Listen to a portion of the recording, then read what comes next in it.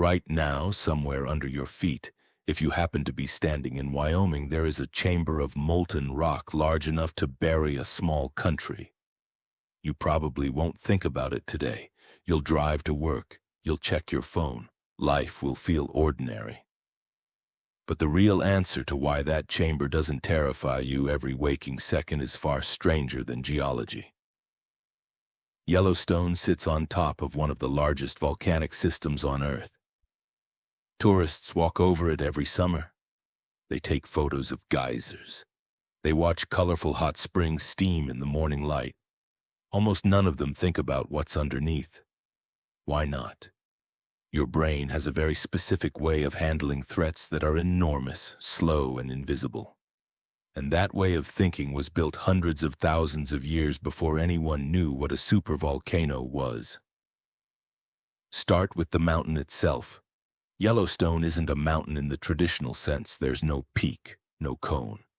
Instead, there's a caldera, a massive collapsed crater roughly 40 miles across.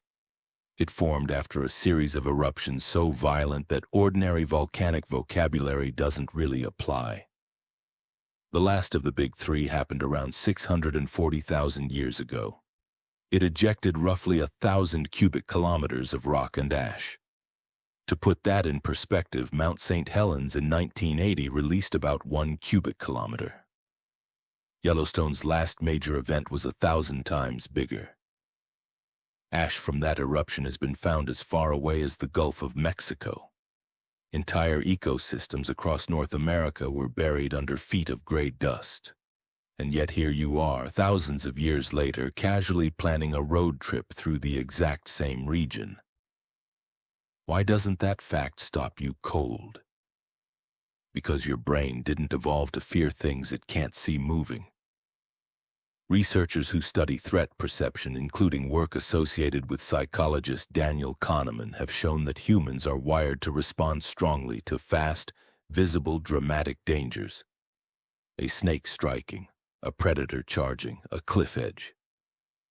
These trigger immediate fear responses because for millions of years, reacting quickly to sudden danger was the difference between surviving and not surviving. But a threat that unfolds over hundreds of thousands of years? Your nervous system has almost no framework for that. It's simply too slow to register as danger.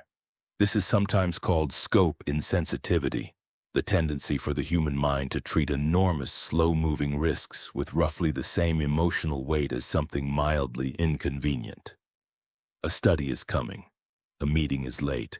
A supervolcano might erupt in the next several thousand years. To your amygdala, these can register with surprisingly similar urgency, which is to say almost none at all.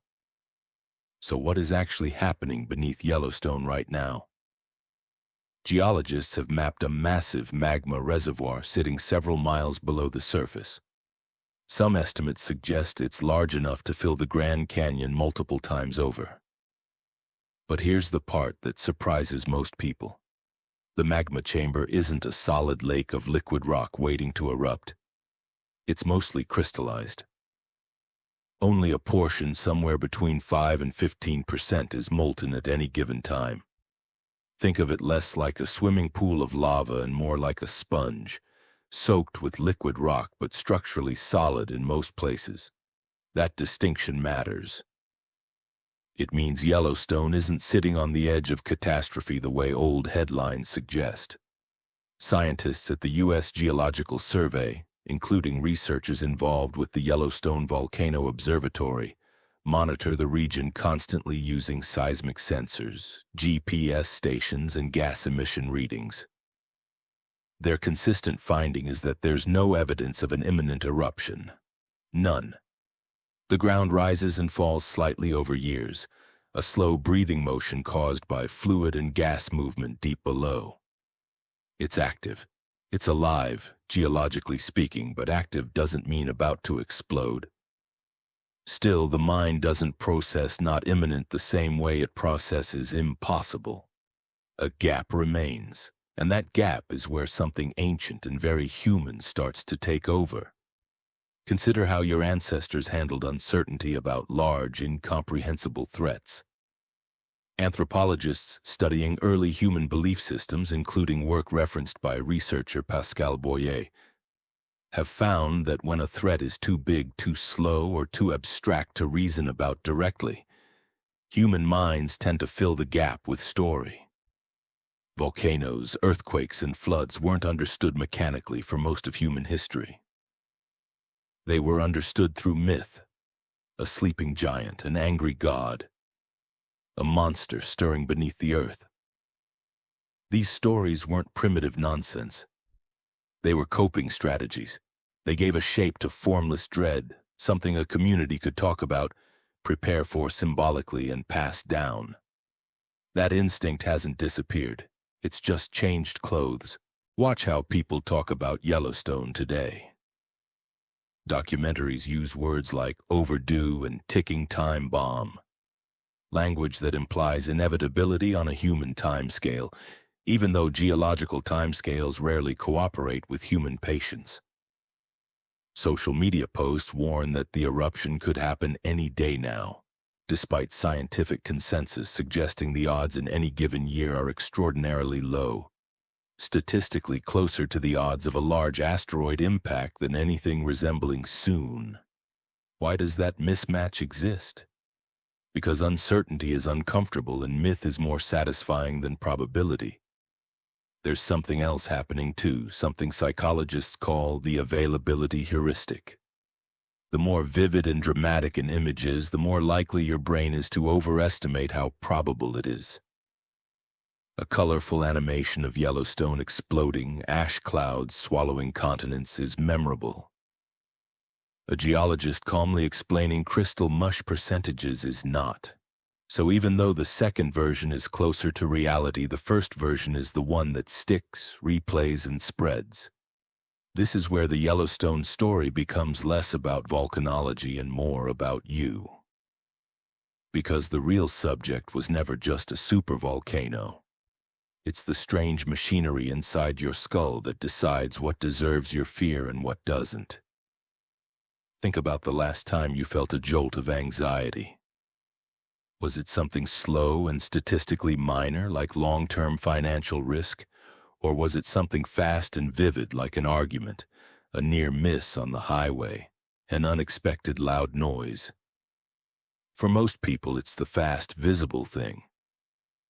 Meanwhile, slower risks, the ones that could genuinely reshape a life over years, often slide by with barely a flicker of concern.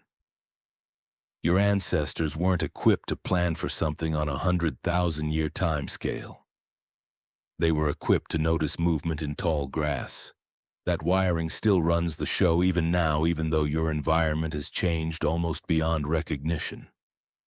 So Yellowstone sits there, quietly breathing, monitored by scientists who understand it far better than any headline does. The magma below hasn't erupted in over 600,000 years. And most current research suggests it isn't building toward one anytime soon.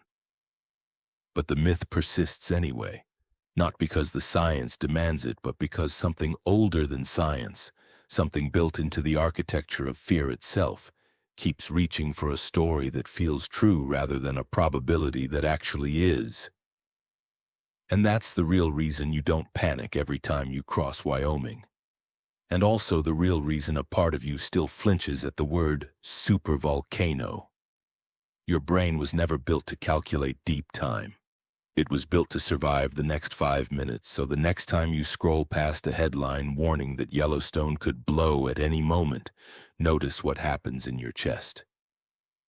That flicker isn't information, it's inheritance, a leftover reflex from ancestors who never needed to understand magma chambers. Only shadows in the grass.